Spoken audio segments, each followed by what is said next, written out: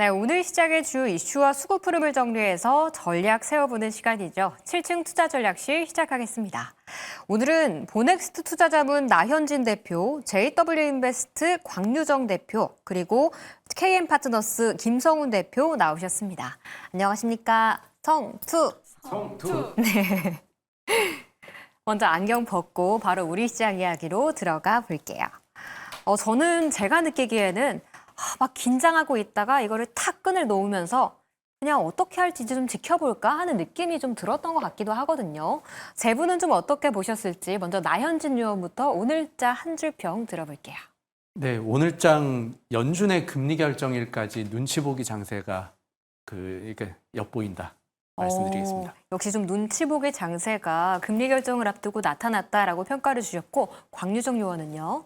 저는 오늘 코스피 시장도 좀 흔들리는 모습이 나타났잖아요. 오늘 정부 쪽에서 주요 세목 개편안을 담은 2025 세법 개정안이 국무회의를 통과했다라는 이슈가 나왔습니다. 근데 여기서 대주주 양도소득세 10억 강화 요건 관련해서는 법률이 아닌 시행령 개정상으로 이제 별개로 논의하겠다라는 이야기가 나오긴 했었거든요. 그래서 약간은 좀 계속해서 시장의 방향성을 탐색해 나가는 그런 시기라고 보여져서 눈치 보기 장세에 지금 현재 이어지고 있다고 보고 있고요. 지금 배당소득 분리과세 역시도 마찬가지로 지금 계속해서 이 개정안 관련해서 또 법률 관련해서 이야기가 지금 나오고 있는 중이기 때문에 계속 관련 노이즈는 지속되지 않을까라고 보여집니다.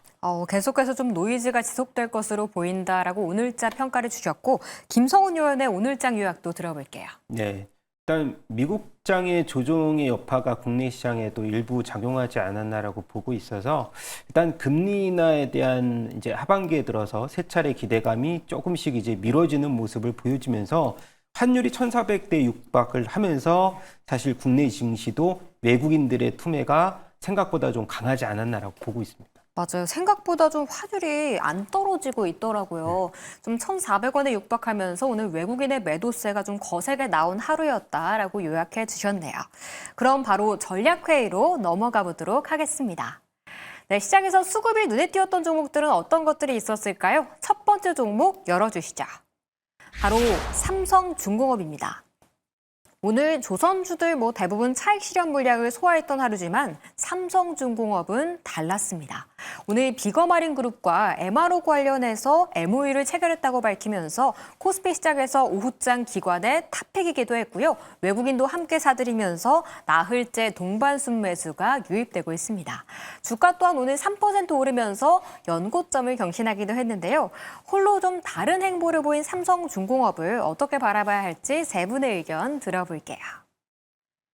진짜 대단한 종목인 것 같기도 해요. 자꾸 껄껄껄만 하게 되는데 지금도 이제 향후 조정이 나온다면 매수해도 되는 걸지 좀 궁금하거든요. 먼저 나현진 의원부터 삼성중공업에 대한 한 줄 평 들어볼게요. 네, 삼성중공업도 이제 MRO 전문 조선사와 협력이 기대된다라고 말씀드리고 싶습니다. 오늘 뉴스가 호재로 작용했다라고 얘기를 해주셨고 광유정 의원은 어떻게 보셨습니까? 저도 이제 비슷하게 보고 있는데요. 이제는 삼성중공업에서 볼 수 있는 모멘텀이 FLNG 쪽이라고 보고 있었는데 이제 MRO까지 해서 조선업 체질 개선 가속화라고 표현해 보도록 하겠습니다. FLNG MRO까지도 좀 매력을 추가했다라고 말씀해 주셨고 김성훈 의원의 한 줄 평도 들어볼게요. 네, 조선 3사 중에 제일 매력적이다. 이렇게 이제 탑픽이다라고 좀 강하게 의견을 주셨는데요. 먼저 나현진 의원부터 좀 이야기를 시작해 볼게요. 오늘 이슈가 그래도 꽤 큰 영향을 줬던 것 같아요. 네, 그 이슈가 가장 큰 영향을 줬다고 보고 있고요. 기존에도 삼성중공업 같은 경우는 플로팅 LNG를 포함해서 상선 위주의 조금 저마진 선박보다는 고마진 선박에 좀 집중돼 있었던 측면이 있습니다. 그리고 4분기 이후에는 이제 고마진 비중이 좀 더 높아지면서 컨센서스가 계속해서 상회될 수 있다고 예상을 하고 있는데요.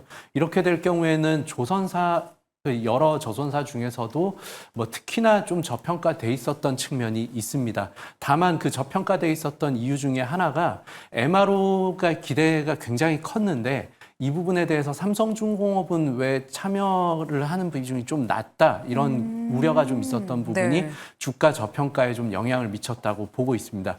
그런데 오늘 나왔던 이제 비거마린 그룹과의 MOU가 체결이 되면서 이 비거마린 그룹 같은 경우에는 미국에서도 군함 그리고 특수선 건조에 이제 좀 전문화돼 있었던 조선사고요. 그리고 4개의 도크를 가지고 있는 조선사임에도 불구하고 그동안 이제 뭐 MOU나 이런 부분이 나오지 않았었던 그 조선사였습니다. 삼성중공업과 이제 MOU를 맺게 되면서 서로 상호 이제 보완적인 관계가 이제 앞으로 좀 기대가 되는 상황이고요. 이렇게 될 경우에 그동안 삼성중공업이 하나오션 등에 비해서 좀 더 주목받지 못했던 부분을 좀 만회할 수 있고, 이렇게 해서 MRO 부분에서도 삼성중공업이 진출해서 이제 가시적인 성과가 나온다고 하면 그동안에 이제 고마진 비중에 좀 특화돼 있었던 삼성중공업의 이제 강점이 이제 MRO까지 포함해서 이제 좀 더 올해 컨센서스가 계속해서 상회될 거로 예상이 되면 조선사 중에서는 좀 상당히 저평가되어 있었던 측면이 좀 만회될 수 있다라고 볼 수 있다는 점이 좀 부각될 것으로 보이고, 네. 장기적으로도 지금 이제 올해 예상 PER이 한 23배 정도 수준인데 그 이상까지도 기대가 되는 상황에서 하나오션 같은 경우 한 30배가 넘어가는 상황입니다. 그런 비교해 보자면 삼성중공업의 저평가가 조금 더 매력적으로 다가올 수 있다라고 보고 있습니다. 네, 기존의 고마진 제품군의 포트폴리오도 굉장히 좋았지만 이제는 MRO까지 추가하면서 좀 재평가의 계기가 됐다라고 요약해 주셨고요.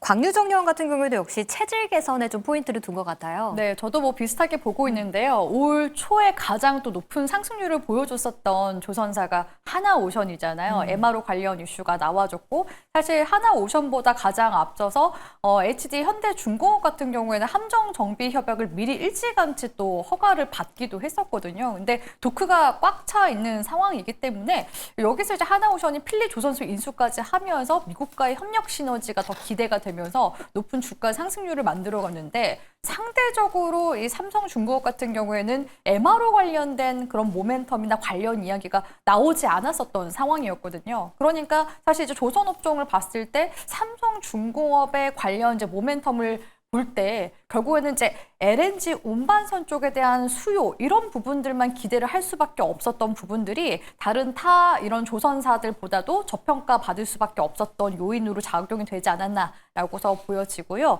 지금 최근에도 LNG 관련해서 수주 소식들 계속해서 들려오고 있습니다. 최근에도 LNG 운반선 수주를 따내게 됐는데, 올 지금 연간 수주 목표에 있어서 거의 한 50% 정도를 지금 달성한 상황이고요. 지금 이제 기대가 되는 부분이 미국의 비거마린 그룹과 이제 상선이나 특수선 분야에서 협력을 이제 확대해 나갈 것으로 기대가 되고 있는데, 삼성중공업에서 올해 상선 부문 같은 경우에는 거의 한 70%에 달하는 또 수주를 또 달성을 하기도 했었거든요. 그렇기 때문에 이에 따른 추가적인 부분들, 협력에 대한 기대감이 당연히 더 클 수밖에 없다고 보고 있고, 제가 이제 FLNG 관련해서는 삼성중공업 계속 이제 주목해보자라고 말씀을 맞아요. 드리고 있는데, 네. 사실 이 FLNG를 만들 수 있는 역량을 갖춘 곳이 중국의 위슨조선소와 우리나라 삼성중공업, 이렇게 거의 양분화되어 있다고 봐도 과언이 아닙니다. 근데 지금 미국에서 계속 조선업에 있어서도 중국 때리기를 하고 있는 상황이기 때문에 올 지금 하반기 또 기대가 되는 게 미국의 델핀 FLNG 프로젝트 수주권이거든요. 그러면은 이 수주권 관련해서도 위슨조선소보다 이 삼성중공업 쪽으로 그 일감 몰아주기를 하게 될 가능성이 높기 때문에, 사실 이제 하반기에서 이제 연말까지 초대형 이런 FLNG 추가 수주에 대한 가능성도 엿볼 수가 있고, 이 FLNG 분야 같은 경우에는 지금 미국에서 계속해서 LNG 생산을 계속 늘려나가고 있는 중이기 때문에 수요가 계속 받쳐줄 수밖에 없습니다. 그리고 2032년도 기준으로 했을 때 현재보다 이 FLNG 시장이 2배 정도 이상 성장세를 보일 것으로 지금 기대가 되고 있기 때문에, 거의 이제 삼성중공업 쪽에서 FLNG 쪽에서 이제 독점화 이제 하게 된다라고 했을 때 충분히 관련 모멘텀도 주목해 볼 수가 있어서 하반기 연말까지 추가 수주 모멘텀도 엿보게 된다면 삼성중공업 상단 여력 충분히 남아 있다고 보여집니다. 네, 맞아요. 과거에 조선주 이야기할 때마다 삼성중공업 FLNG로 기억하자라고 말씀 많이 주셨거든요. 추가 수주 가능성 열려 있다는 점도 기억해 보시길 바랍니다. 김성훈 요원께도 좀 질문을 드려볼게요. 계속 다 하나오션과 좀 비교해서 말씀을 주셨었는데 차트는 거의 뭐 둘 다 비슷한 상태거든요. 그럼 이제 좀 대장이 바뀌었다라고도 봐야 할지 원픽이라고 하셨는데 그런 건 어떻게 보십니까?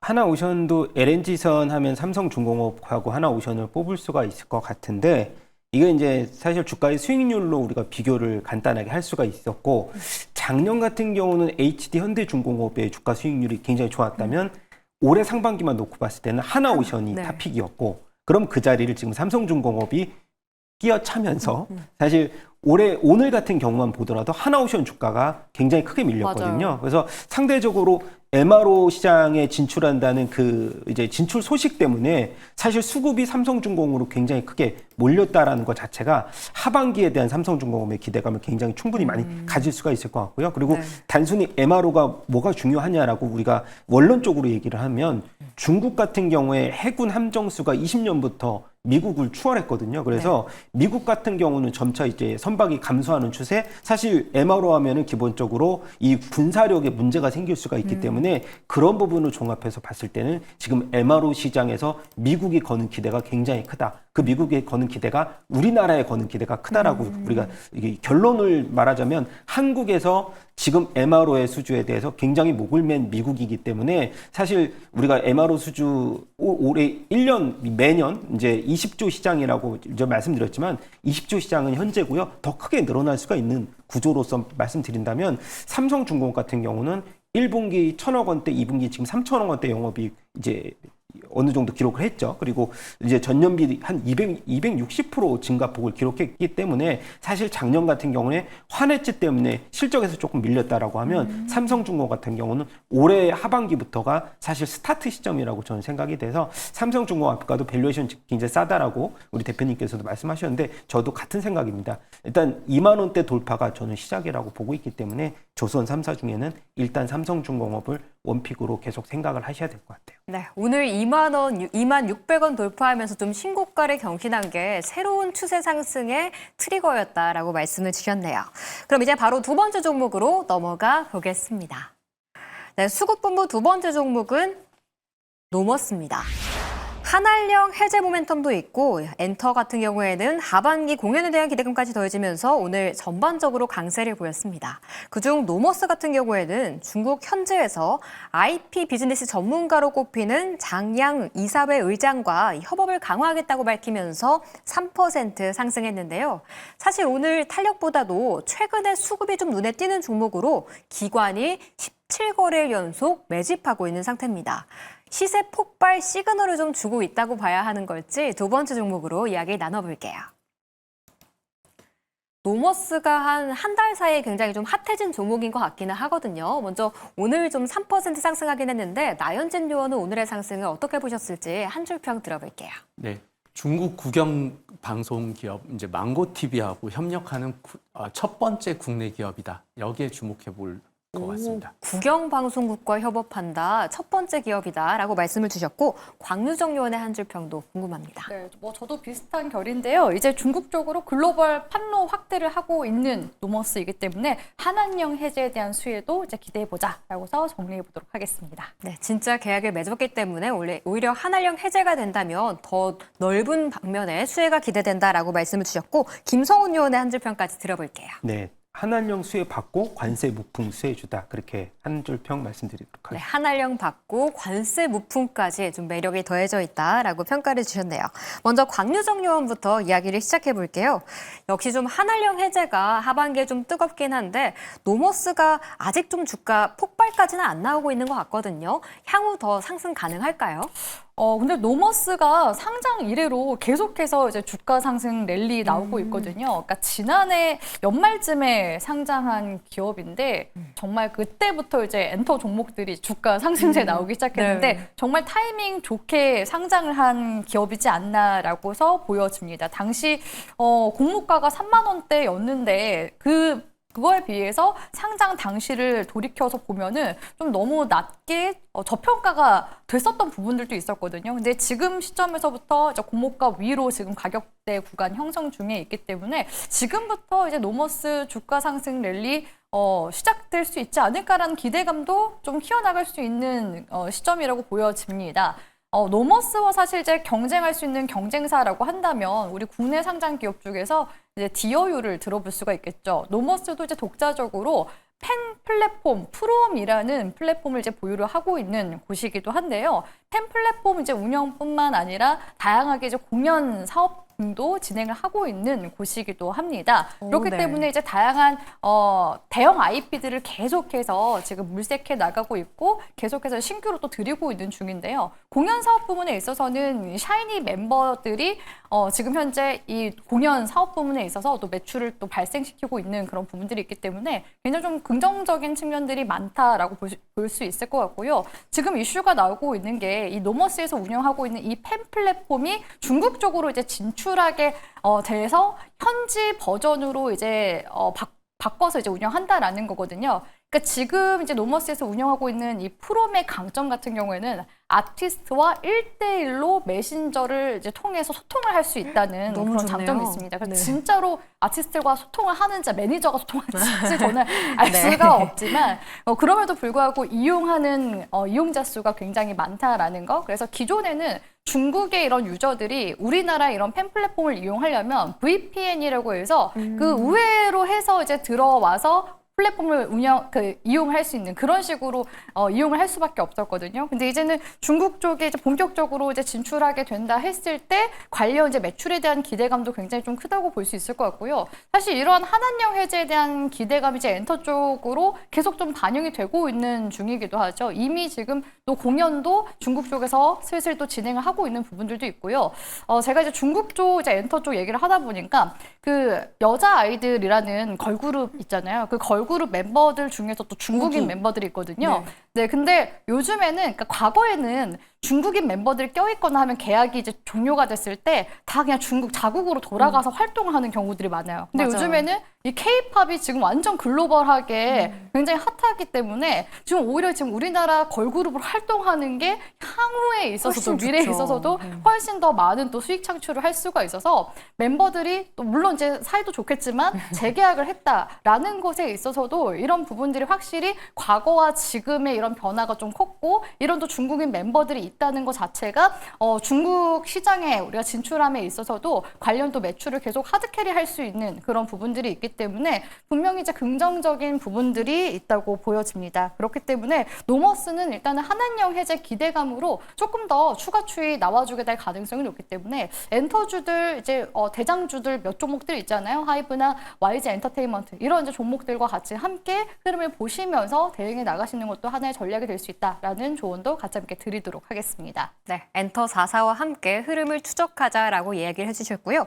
김성훈 요원과 이야기를 해볼게요. 관세 무풍 좀 수혜주다라고 평가를 주셨는데 엔터 4사 말씀해 주셨지만 사실 노머스 하면 뭐 디어유, YG 플러스 이렇게 좀 같이 묶이는 회사 아닐까요? 네, 뭐 같은 유형의 이 솔루션 회사라고 보시면 될 것 같고 지금 노머스의 강점이라고 하면 이제 최근 들어서 유행하는 게 뭐냐면 우리가 블랙핑크를 봐서 알듯이 재계약을 하지 않고 개인 1인 회사를 운영하는 맞아요. 이제 이 유닛들이 굉장히 많거든요. 근데 이 노머스 같은 경우도 그런 1인 유닛 회사를 이제 어느 정도 공연 기획을 하기에는 사실 혼자서 다 그것을 운영하기 쉽지 않거든요. 그래서 그것을 대행해주면서 그것에 대한 이제 마진율을 받는 그리고 MD 같은 경우에 제가 이제 굉장히 주목하는 부분인데 엔터 4사 같은 경우도 이번에 2분기 실적을 다 이제 비트를 한 게 실적 컨센서스 비트를 한 게 이제 앨범 판매에서 이제 어느 정도 유지하지 않고 다 MD 굿즈를 통해서 매출을 굉장히 많이 올렸거든요. 그래서 이제 컨센서스 상회했는데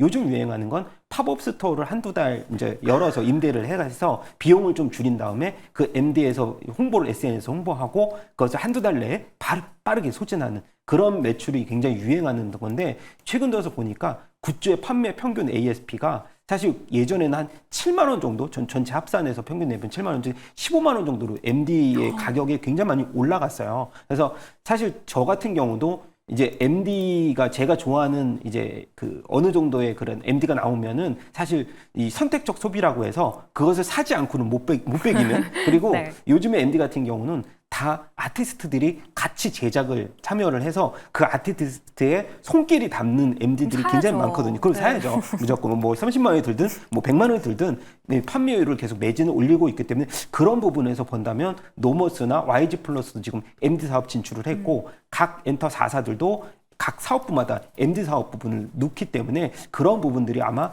이 노모스에는 강점으로 보인다고 저는 생각이 되고요. 이제 마지막으로 앞서서도 이제 망고TV 얘기를 했듯이 이 망고TV 같은 경우 유료 구독자 수가 지금 2억 5천 명인데 거기서 이제 계층을 보니까 20대부터 30대 여성분들로 70%가 구성이 돼 있어서 굉장한 구매력이 굉장히 높은 맞아요. 층이다. 그래서 네. 이런 노모스 같은 경우도 중국의 이제 진출에 대해서도 이 하반기에 또 성장성이 굉장히 많이 열려 있다고 보고요. 상반기 영업이익이 이제 저희가 88억 정도 했는데 작년 영업이익 합산을 벌써 넘어섰거든요. 그래서 성장성도 충분히 기대된다고 보시면 될 것 같아요. 네, MD의 성장성에 좀 주목해야 한다라고 좀 평가를 해주셨네요.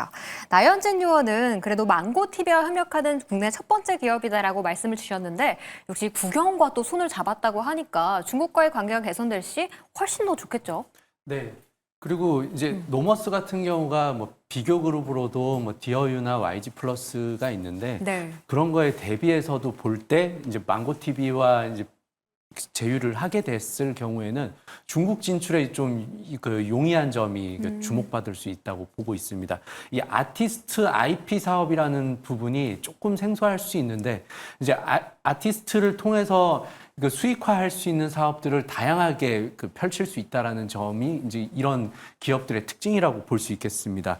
대표적으로 뭐 공연을 주최할 수도 있고 그리고 앨범 판매 그리고 팬덤 관련한 IP 제품들을 판매할 수 있는 이런 여러 가지 그 사용들이 그러니까 그 사업 모델이 있는데 특히나 공연 주최 부분에서 이제 현재까지는 이제 노머스 또 이제 70%를 미국 북미 쪽에서 공연을 하는 수익이 좀 많았습니다. 근데 이 부분이 이번에 망고TV가 이제 중국 국영TV에서 이제 제휴를 하게 되면서 중국 쪽에 공연이 들어가게 되고 공연 주체를 만약에 노머스에서 계속해서 확대하게 된다면 이 수익 비중이 굉장히 중국 쪽으로 확대가 될 수 있고 여기서 생길 수 있는 매출이나 뭐 수익성은 좀 약간 좀 퀀텀 점프를 할 수 네. 있다라고 볼 수 있습니다. 이 부분이 좀 주목을 받고 있는 부분이고 기관의 수급이 계속해서 들어왔던 이유로 볼 수도 있겠습니다. 네. 다만 이제 신규 상장주다 보니까 작년에 그 상장을 하고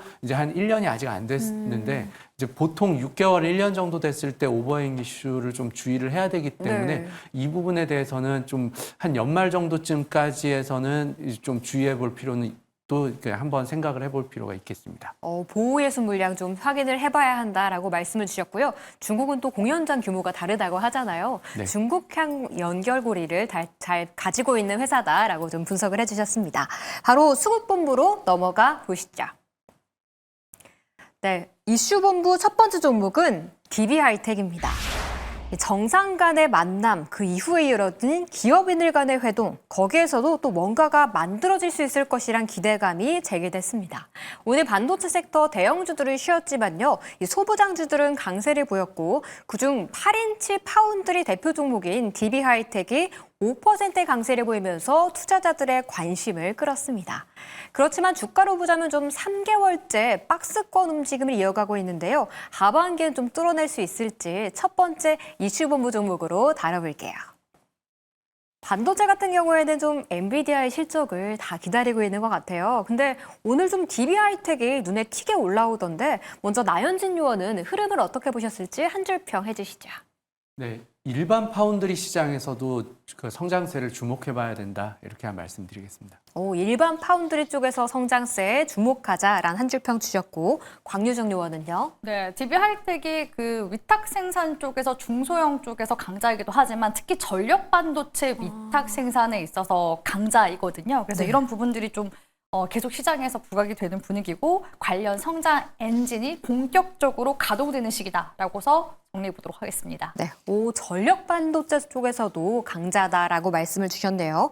마지막으로 김성훈 의원의 한 줄 평도 들어볼게요. 네, 한중평은 26년도에도 가동률은 95%를 유지할 것이다라고 말씀을 드려보고 싶습니다. 오, 26년에도 가동률 거의 100%에 육박할 것으로 보인다라고 평가를 주셨는데, 근데 사실 실적이 괜찮았나요? 김성훈 대표님? 네, 일단 뭐 이 DB 하이텍 같은 경우가 사실 중국의 비중이 한 뭐 이 50% 이상 육박을 하면서 네. 사실 이 이구화신 정책의 가장 큰 수혜를 받았거든요. 1분기도 그렇고 이제 2분기가 핵심인데 지금 DB 하이텍이 25년도 밸류를 봤더니 지금 올해 선행으로 5배에서 6배 그 사이더라고요. 굉장히 저렴하고 네. 그리고 일단 최근에 바닥에서 올라왔던 이유가 22일 날 기획재정부에서 SiC라고 하는 이 실리콘 이 카바이드 전력 반도체의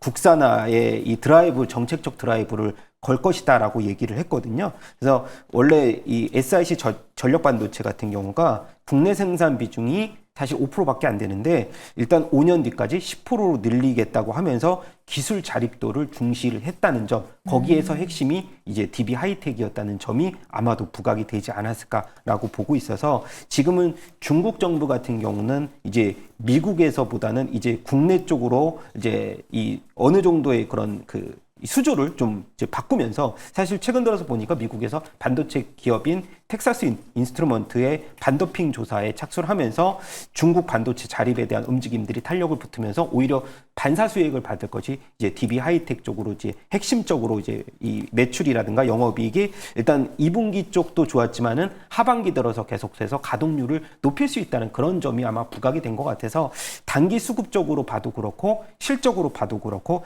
영업이익으로 봐도 그렇고 영업이익이 2분기 때 739억 원, 이제 OP 마진 20%를 넘어섰고요. YOY 기준으로도 10% 전년비 10% 이상 증가폭을 기록했다는 점도 한번 우리가 주목을 해본다면은 지금으로서 가장 저평가된 반도체 소부장 쪽에서 하나를 뽑자면 그래도 DB 하이텍을 하나 뽑아야 되지 않을까를 보고 있습니다.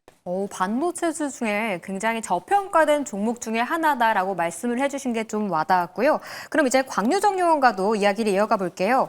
전력 반도체 분야 좀 강자다라고 평가를 해주셨어요. 이 아까 말씀해 주셨던 SiC일까요? 네, 일단은 이 전력 반도체가 뭔지를 아셔야지 우리 시청자분들이 이해하기가 쉬울 텐데 전력 반도체는요, 전력을 이제 변환해주거나 제어하는 반도체 소자라고 보시면 되겠습니다. 그래서 보통은 이제 전기차나 뭐 내지는 가전제품, 재생에너지 사업 이쪽에서 좀 주력으로 사용한다고 볼 수가 있는데 지금 대부분 지금 뭐 전기차 시장도 중요하고 가전제품도 지금 매우 또 중요한 상황이고 또 지금 재생에너지 쪽도 계속해서 이러한 전력 반도체가 또 쓰일 수밖에 없거든요. 그렇기 때문에 수요는 이제 견조할 것으로 보여지는데 이 최첨단 공정 관련해서는 당연히 관련 수주가 TSMC라든지 삼성전자 쪽으로 갈 수밖에 없겠죠. 그래서 네. DB 하이텍 쪽에서 사실 지금 집중하고 있는 부분이 구형 이제 전력 반도체 분야라고 볼 수가 있고요. 그럼에도 불구하고 이제 DB 하이텍의 차세대 이제 먹거리가 무엇이냐라고 한다면 질화 관륨 전력 반도체라고 볼 수가 있겠습니다. 그래서 기존에는 이 전력 반도체를 반도체는 대부분 실리콘으로 만들잖아요. 근데 아무래도 지금은 이제 전력을 최대한 덜 발생시키게 하는 게 최근 이제 기술의 굉장히 좀 핵심으로 많이 부각이 되다 보니까 이 질화 갈륨 소재로 전력 반도체를 만들게 됐을 때 이런 전력 소모가 줄어든다라는 점에 있어서 최근에 이제 전력 반도체를 만드는 기업들이 다 이쪽에 지금 사업에 뛰어든 상황이라고 볼 수가 있고요. 최근에 TSMC 같은 경우에는 이 질화 갈륨 전력 반도체 이제 생산을 하겠다라고 했다가 사업을 접는다고 얘기를 했습니다. 그래서 2027년도까지 이제 관련 이제 사업 비중을 줄여 나가겠다라고 이야기를 했는데 그도 그렇게 최근에 이제 독일 반도체 기업 같은 경우에는 질화 관련해서 지금 세대가 가장 지금 이제 앞당겨져 있는 그런 이제 최신 버전 관련해서는 지금 이미 시제품 샘플을 고객사 쪽에 납품을 하고 있는 중이기도 하고요. 이 DB 하이텍 역시도 이 관련 연구를 2021년도부터 해서 사업에 진출을 해서 올 지금 연말부터 양산을 개시하는 것을 목표로 하고 있습니다. 그렇기 때문에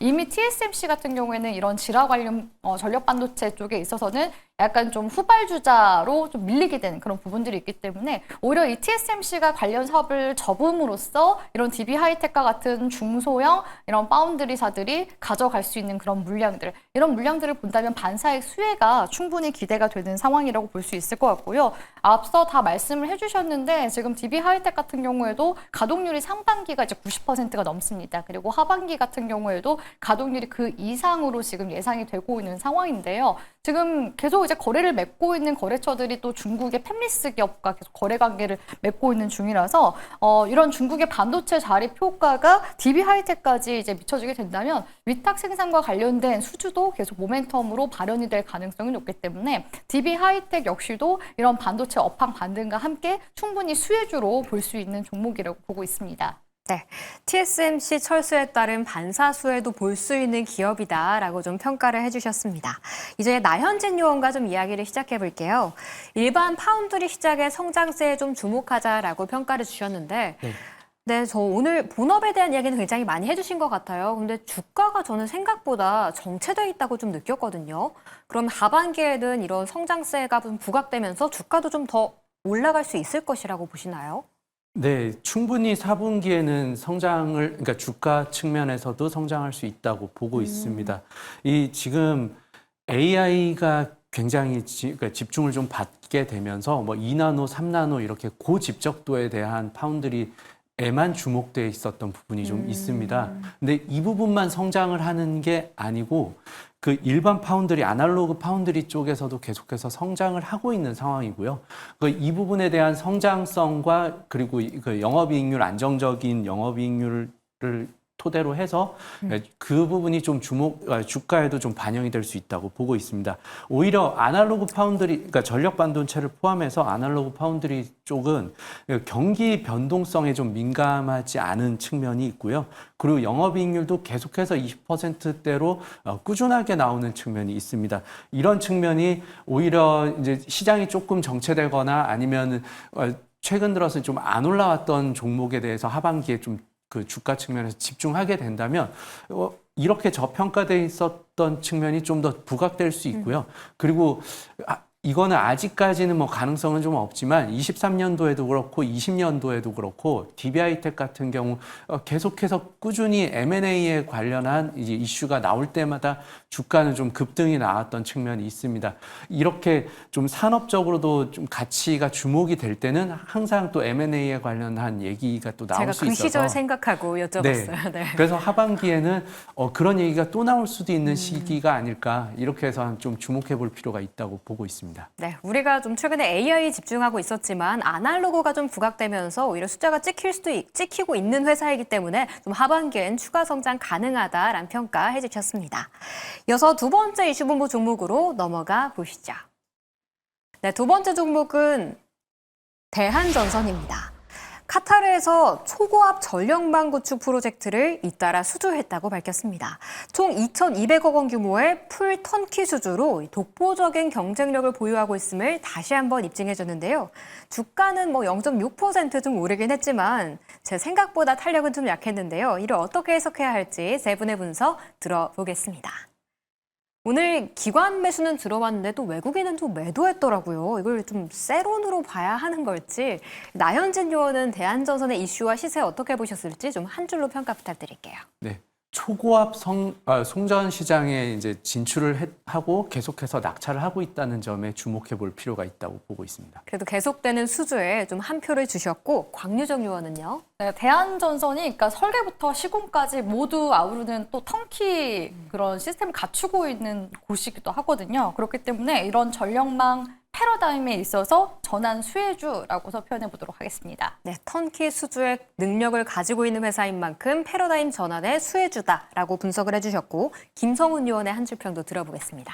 네, 결국은 AI 인프라 이 투자는 계속된다. 그래서 장기적인 수혜는 계속될 것이다라고 좀 산업 전반적으로 긍정적인 말씀을 드려야 될 것 같아요. 네, 전력 전선 사업의 장기화, 긍정적인 전망을 주셨네요. 이제 나현진 의원부터 이야기를 시작해 볼게요. 역시 이번 이슈가 좀 긍정적인 영향을 미쳤다라고 평가를 해주셨는데, 근데 저는 생각보다 좀 탄력은 약했던 것 같거든요. 네, 그 대한전선이 오늘 그 수주를 했던 금액, 낙찰 금액이 1,800억 정도 규모로 이제 매출액 대비해서 그렇게 크지는 않습니다. 이 부분 때문에 그 주가에 크게 반영된다는 부분보다는 이제 대한전선이 그동안 LS와 이제 초고압, 특히나 초고압 송전 시스템 그 전력 관련해서 이제 이 초고압 전선에 대해서 계속해서 특허 관련 분쟁도 있었습니다. 그래서 이 부분에 대한 걸 약간 우려를 조금 한번 덜었다고 볼 측면으로 볼 수 있겠고요. 카타르에서도 이제 송전 시스템을 수주를 했는데 이 부분이 이제 LS와의 경쟁에서도 밀리지 않는다는 측면을 좀 나타낸 그 측면이 있고요. 그리고 초고압 전력망은 앞으로도 계속해서 전력 인프라의 글로벌 모든 국가들이 경쟁적으로 이렇게 투자에 나서고 있는 그 인프라 사업입니다.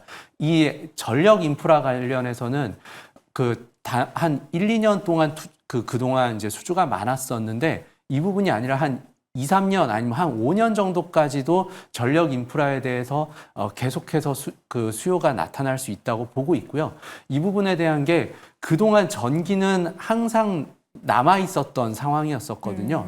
그래서 전력망에 대한 투자가 한 몇십 년 동안도 그렇게 많이 이루어지지 않고 더디게 이루어졌습니다.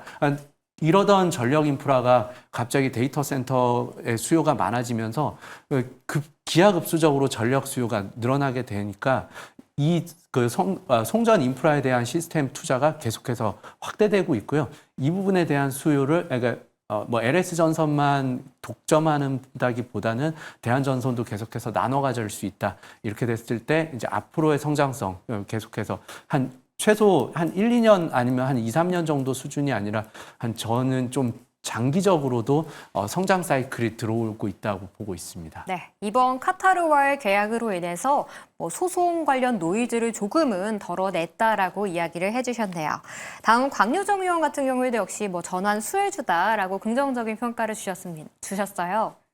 네, 일단은 지금 대한전선이 카타르발 관련 수주 소식도 있지만 잇따라서 수주 소식들이 계속 많이 들려오고 있는 중이거든요. 국내에 있어서는 1,800억 원 규모의 대규모 해상풍력 사업을 최근에 이제 국내에서 수주를 하기도 했었고요.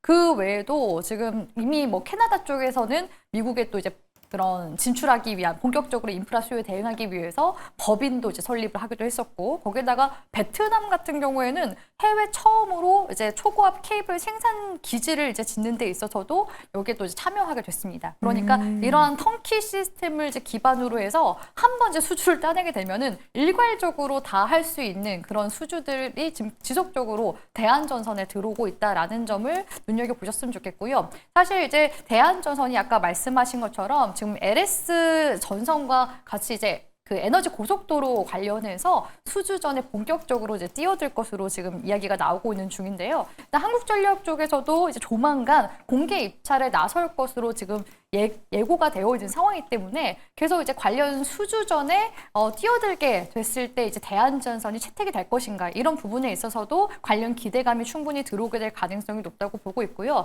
이런 이제 에너지 고속도로에서 가장 중요한 핵심이라고 본다면 고압 직류 송전 분야라고 볼 수 있을 것 같은데, 이미 대한전선이 사실 이쪽 분야에 있어서는 후발 주자이기도 하지만 계속해서 가파르게 투자를 계속 단행해 오고 있는 중이에요. 그래서 올해 상반기에는 이 충남 당진의 해적 케이블 1공장을 이제 준공한 데 이어서 하반기에는 2공장 착공에 이제 돌입할 예정이라고 하고요. 시공 역량 강화에도 지금 공을 들이고 있는 중인데, 지난 7월 달에는 해적 케이블 시공 전문사 오션 C&I를 인수를 하기도 했었습니다. 그렇기 때문에 이런 관련 역량을 계속해서 사실 커리어를 만들어 나가고 있는 대한전선이기 때문에 이렇게 해적 케이블을 또 설계하고 생산하고 또 운송한 다음에 시공 유지 보수까지 전 과정을 자체적으로 지금 수행할 수 있는 밸류 체인을 지금 견고화하고 있다라는 점에 있어서 계속 에너지 고속도로 관련된 이슈가 들어올 때도 대한전선의 추가적인 이런 모멘텀으로 계속 발현이 되게 될 가능성이 높아서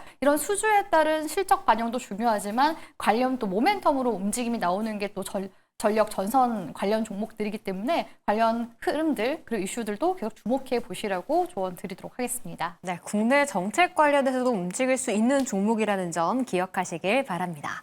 김성훈 의원은 AI 인프라 수혜가 장기화될 시 수혜를 받을 수 있다라고 말씀을 해주셨는데 엔비디아 실적 나오면 더 튈까요? 더 틀 수도 있죠. 네. 가능성들이 크고요. 이제 우리가 지난주부터 AI 버블론 때문에 반도체 업종하고 맞아요. 같이 빠진 게 이제 전력주였고, 근데 인프라 투자는 캐펙스 투자는 유지한다는 사실 그런 흐름으로 본다면 사실 조정을 크게 받지 말아야 됐을 텐데 사실 받은 것 때문에 반등이 좀 빠르게 왔던 거고요. 그리고 이제 대한전선 같은 경우는 지금 보니까 수주 잔고가 한 3조 정도에 거의 육박을 하거든요. 일단 작년에 매출 정도의 수주 잔고를 보유했다는 점, 그래도 1년치 이 매출은 좀 확보가 된 상황이고요. 그 다음에 보면은 사실 대한전선이 호반 이 산업이 한 42% 지분을 보유하고 있잖아요. 그래서 이제 우리가 연초에 LS 지분을 관련돼서 호반그룹이 계속해서 지분을 사들여면서 사실 지분 싸움에 계속 엮여 있었기 때문에 어찌 보면은 대한전선의 이런 그 투자자들의 좀 이 엇갈린 시선들이 조금 있었기 때문에 그런 부분들이 조금 해소가 되는 국면이 아닌가라고 보고 있고, 제가 이제 대한전선을 보니까 초고압 전선 비중이 한 20% 되고 이제 중저압이 20% 정도 되는데, 지금 모든 포커싱 앞서서도 말씀해 주셨듯이 서해안 에너지 고속도로도 바다 밑 해저 케이블로 HVDC를 까는 것이 이제 목표인데, 이제 230kV 이상이 초고압이거든요. 근데 600kV 이상 깔아야지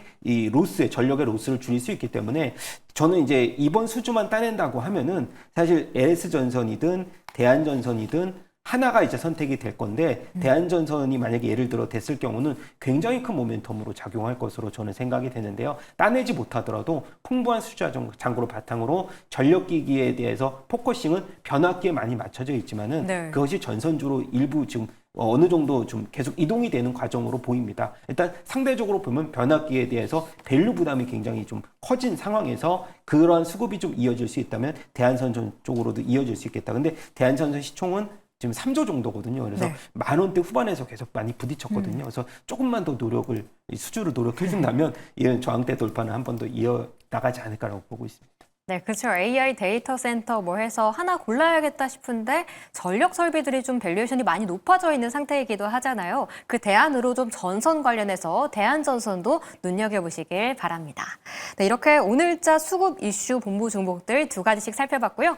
내일은 또 어떤 전략으로 시장을 임해야 할지 내일장 전략 세워보겠습니다. 오늘은 살짝 횡보하긴 했는데 내일도 사실 미국장의 반응을 봐야 할 것 같기는 해요. 나연진 의원은 내일 어떤 전략으로 임해보면 좋다고 생각하십니까? 내일까지도 계속해서 9월 미국 연준 금리 발표만 기다리는 시장이 될 것 같다라고 보고 있습니다. 오늘도 그랬듯 내일도 좀 9월 FOMC를 좀 기다리는 시장이 될 것으로 보인다라는 전략을 주셨고요. 광유정 의원의 내일 전략도 들어볼게요. 네, 일단 이번 주가 전반적으로 8월도 마지막 주간 아니겠습니까?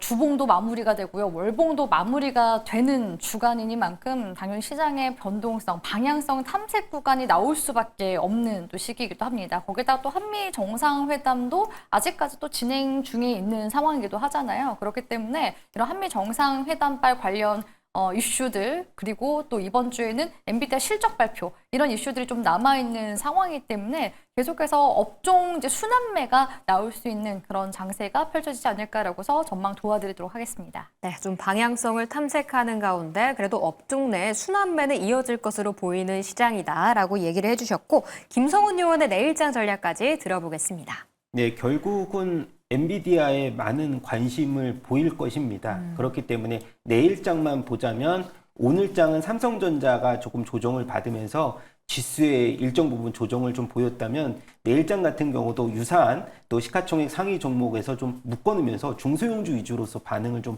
할 텐데요. 사실 투자자 입장에서는 일단 엔비디아의 실적을 한번 우리가 살펴보고 나가는 것이 불확실성을 좀 줄이는 전략이 아닐까라고 보고 있어서, 사실 큰 틀로 보자면 바이오나 2차 전지, 금리에 대해서 굉장히 좀 민감하게 상방향으로 반응할 종목들, 섹터들은 계속해서 긍정적인 모멘텀 가지고 있을 것이다라고 말씀을 드려보고 싶습니다. 네, 오히려 금리 관련 이슈에 움직일 수 있는 종목들에 좀 긍정적인 한 표를 던져주셨습니다. 그렇다면 이제 종목 이야기로 바로 넘어가 보죠. 먼저 나현진 의원이 7월 30일에 매수했던 종목이에요. 바로 하나오션인데요. 오늘 핫한 종목이기도 하잖아요. 넥스트레이드에서 낙폭을 살짝 줄이기는 했어요. 근데 지금 수익률 20%대 기록하고 있거든요. 지금 살짝 매도를 하는 게 좋을까요? 아니면 조금 더 끌고 가는 게 좋을까요? 하나오션 같은 경우는 그동안 혼자 주목을 받아왔던 시장에서 MRO 시장이 이제 경쟁 관계로 형성이 됐다라는 측면을 본다면 오늘 하락은 약간 신호로 보이고 차익 실현이 계속해서 나올 거라고 예상을 할 수 있겠습니다. 그리고 한번 시작된 이렇게 고가에서의 그 차익 실현은 뭐 적어도 기간 조정은 거쳐야 되기 그렇죠. 때문에 지금 당장 하나오션으로 주목할 필요는 없을 것으로 보고 있습니다. 네, 목표가는 돌파했기 때문에 지금 구간에서 그래도 수익 보고 계신 분들은 정리하시는 게 좋을 것 같네요. 광유정 요원의 종목으로 넘어가 볼게요. 8월 6일에 매수했던 블루엠텍이요. 목표가 돌파하면서 지금 수익률 35%를 기록하고 있습니다.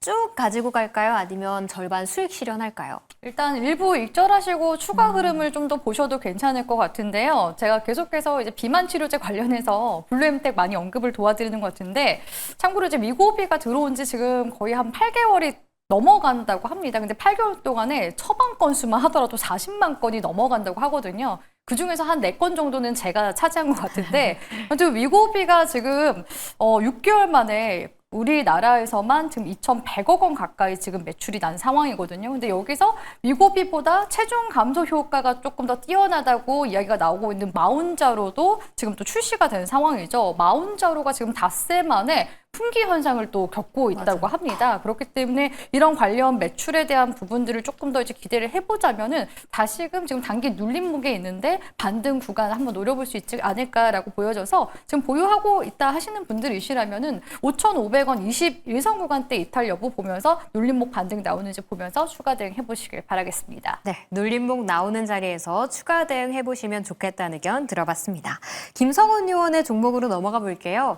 8월 20일에 매수했던 이 스크러버 유니셈 있잖아요. 목표가는 아직 좀 도달 못한 가운데 그래도 수익률 5%를 좀 기록하고 있습니다. 그래도 21선 타고 더 올라오겠죠? 네, 뭐 수익률이 귀엽기는 한데 또 지금 바닥권에서 좀 갖고 있다 보면 사실 반도체 아까 말씀드렸던 버블론 때문에 고점 대비해서 소부장 업체들도 좀 하락폭을 보였기 때문에 일단 유니셈 같은 경우도 이번에 전공정에 따른 또 수혜주로 부각이 될 수 있고요. 스크러버라든가 칠러 그리고 삼성전자 향 이제 뭐 SK 하이닉스 향 삼성전자 50% SK 하이닉스 향 30% 정도 좀 이렇게 좀 배분이 잘 돼 있기 때문에 뭐 엔비디아 실적 발표 나와도 좋고 삼성전자의 이런 이 대형 빅테크 수주가 추가적으로 나온다면 더더욱 좋은 종목이 아닐까라고 보고 있어서 저점에서 계속 홀딩 전략을 말씀을 드려야 될 것 같습니다. 네, 조금 더 목표가까지 기다려보시는 게 좋을 것 같습니다. 그렇다면 내일자 시초가 공략주는 어떤 것들을 보면 좋을지 먼저 나현진 의원부터 하나 짚어주시죠. 네. 내일장에 주목해봐야 될 종목으로는 ABL 바이오 말씀드리고 싶고요. 네. 금리나 기대에 대해서 이제 바이오 업종에서 좀 수혜를 볼 만한 종목 찾아봤습니다.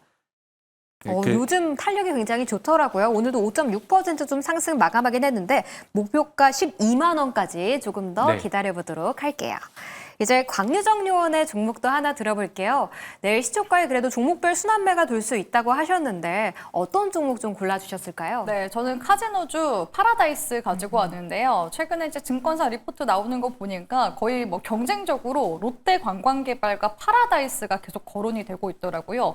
이미 뭐 제주도 같은 경우에는 그 무비자 입국이 가능한 상태죠. 그러다 보니까 제주 이제 드림 복합 타워를 또 보유하고 있는 롯데 관광개발 같은 경우에 지금 카지노 쪽 매출이 계속해서 늘게 되면서 올 상반기도 지금 거의 대장주로 움직임이 나타나고 있는 그런 상황이라고 볼 수 있을 것 같고요. 파라다이스를 우리가 또 기대를 해볼 수가 있는 이유가 지금 중국의 단체 관광 무비자 입국이 9월 말부터 이제 본격적으로 허용이 될 것으로 보여집니다. 지금 우리 국내 방한하는 외국인 중에서 거진 한 30% 정도를 중국인들이 지금 차지를 하고 있는 상황이거든요. 과거 한때 우리나라에 중국인 관광객들이 많이 넘어왔을 때가 한 800만 명 정도가 됐었는데 올해는 500만 명 정도가 방한이 지금 기대가 되는 상황이라고 볼 수가 있습니다. 거기다가 이 파라다이스 같은 경우에는 강점이 도심 속에 카지노를 또 운영을 하고 있다라는 점도 강점이라고 볼 수 있을 것 같은데요. 일단은 그 제주도 같은 경우에도 제주 공항에서 이 제주 그 드림 복합 타워가 굉장히 또 가까웠었거든요. 근데 제주 공항보다도 중국발 여객기가 인천공항이 거의 한 6배 정도 더 많이 운항을 하고 있는 데다가 영종도에 또 파라다이스 시티가 있기 때문에 바로 또 그쪽 가서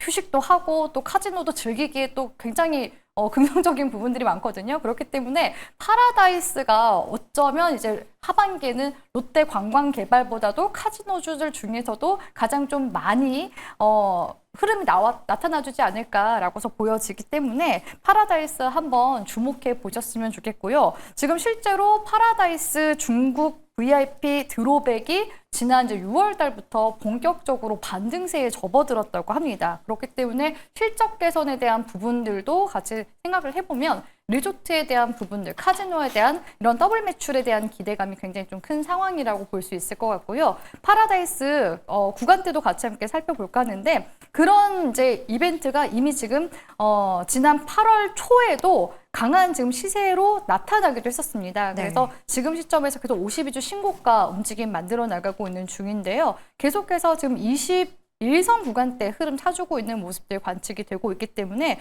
일단은 흐름상으로 봤을 때 21선 구간대 이탈하는지 여부 보시면 좋을 것 같아요. 그래서 19,000원 구간대 손절가 잡아드리고요. 목표 구간 같은 경우에는 월봉 흐름 보면서 흐름 봐드릴까 하는데 지금 파라다이스가 지난 2021년도부터 갇혀 있었던 매물대 19,000원 구간대를 강하게 지금 돌파를 해주면서 올라와주는 상황이거든요. 적산병으로 지금 강하게 시세 나와주고 있는 중이라서 이전에 그래도 매물대라고 볼 수 있는 구간대가 2018년도 구간대이기 때문에 2018년도 구간대 목표로 본다면 24,000원 이제 추가적으로 또 도달하는지 보면서 추가 목표가 상향해 나가시면은 좋지 않을까라고서 전략 도와드리도록 하겠습니다.